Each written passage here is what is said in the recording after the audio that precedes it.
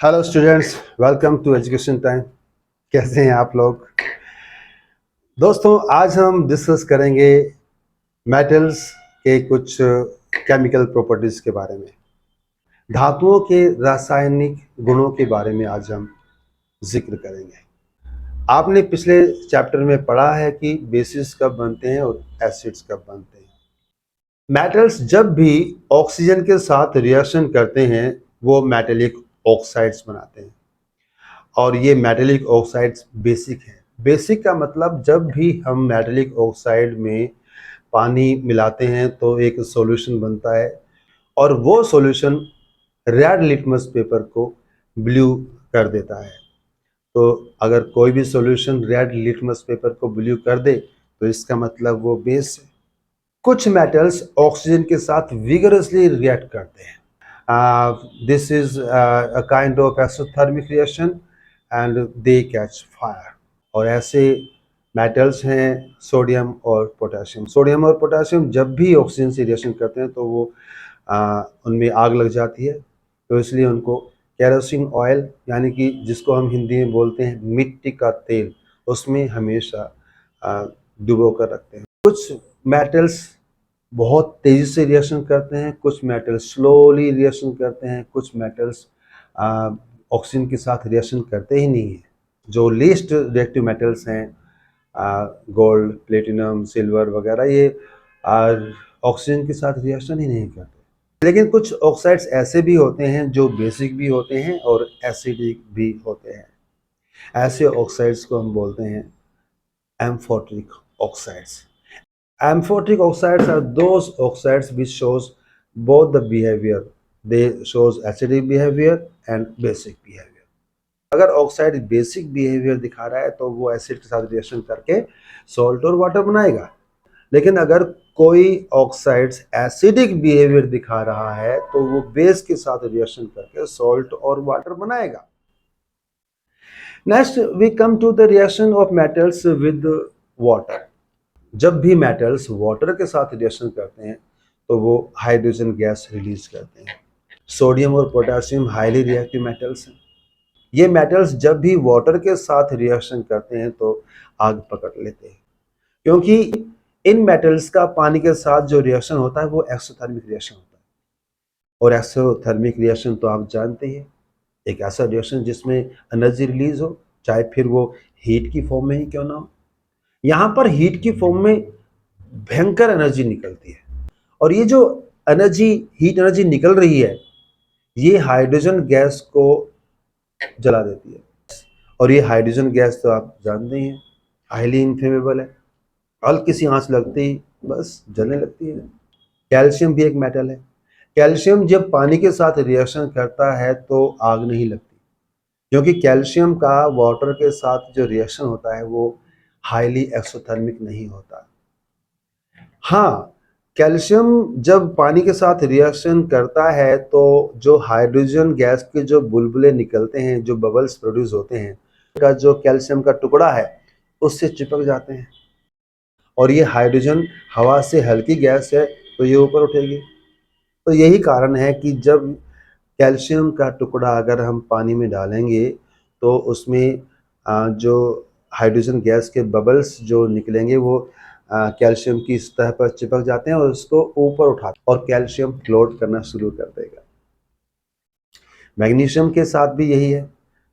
हालांकि मैग्नीशियम ठंडे पानी के साथ रिएक्शन नहीं करता, मैग्नीशियम गर्म पानी के साथ रिएक्शन करता है।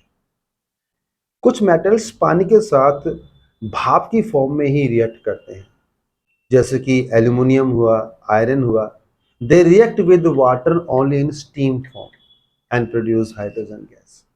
जब भी मेटल्स एसिड के साथ रिएक्शन करते हैं तो वो मेटेलिक सॉल्ट और हाइड्रोजन गैस रिलीज करते हैं। जब भी मैग्नीशियम हाइड्रोक्लोरिक एसिड के साथ रिएक्शन करेगा तो मैग्नीशियम क्लोराइड और हाइड्रोजन गैस निकल जाएगी। इसी तरह से एल्यूमिनियम जब भी HCl एसिड के साथ रिएक्शन करेगा तो एल्यूमिनियम क्लोराइड और हाइड्रोजन गैस निकल जाएगी।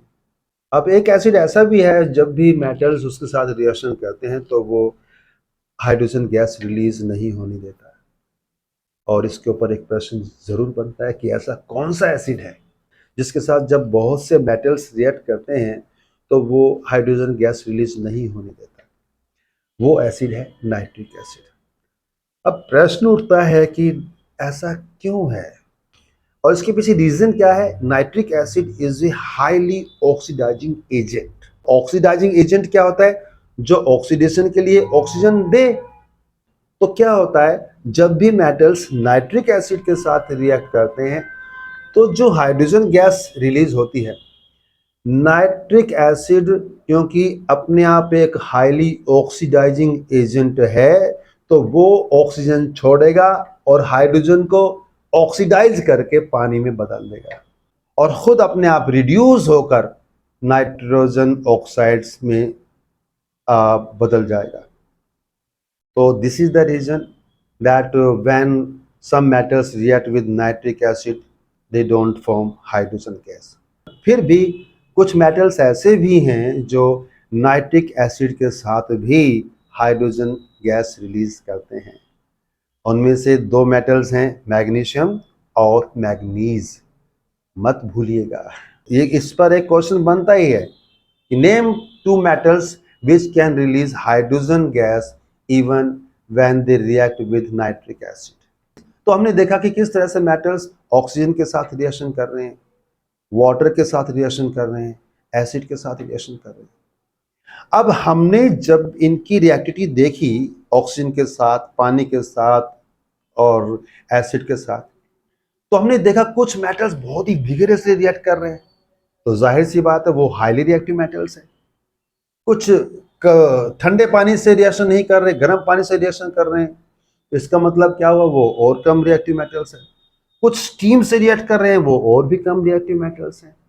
तो ये जो हमने जो रिएक्टिविटी देखी मेटल्स की ऑक्सीजन, वाटर और एसिड के साथ, इन रिएक्टिविटी को देखकर हमने एक रिएक्टिविटी सीरीज बनाई और रिएक्टिविटी सीरीज में हमने मेटल्स को उनकी डिक्रीजिंग ऑर्डर ऑफ रिएक्टिविटी में रख दिया और इस सीरीज को बोला गया reactivity series. So this is the arrangement of metals in the decreasing order of their reactivity. यानी कि जो मेटल्स हाईली रिएक्टिव है उनको हमने टॉप पर रखा, जैसे पोटेशियम है, सोडियम है, टॉप पर रखा। जो मॉडरेटली रिएक्टिव है उनको बीच में रखा और जो लीस्ट रिएक्टिव मेटल्स है उनको नीचे रखा, जैसे सिल्वर और गोल्ड है। अभी तक हम मेटल्स के 3 रिएक्शंस के बारे में जिक्र कर चुके हैं। What happens when metal reacts with oxygen? What happens when a metal reacts with water? What happens when a metal reacts with acid? Now, what happens when a metal reacts with the salt solution of other metal? अगर एक metal दूसरे के salt solution से react करता है तो क्या होता है? मान लें हमारे पास 2 मेटल हैं, ए और बी, और बी मेटल अपने सॉल्ट सॉल्यूशन में है। अगर ए मेटल बी मेटल से ज़्यादा रिएक्टिव होगा तो बी मेटल को उसके सॉल्ट सॉल्यूशन में से डिस्प्लेस कर देगा, रिएक्शन होगा और सॉल्ट सॉल्यूशन का कलर चेंज हो जाएगा।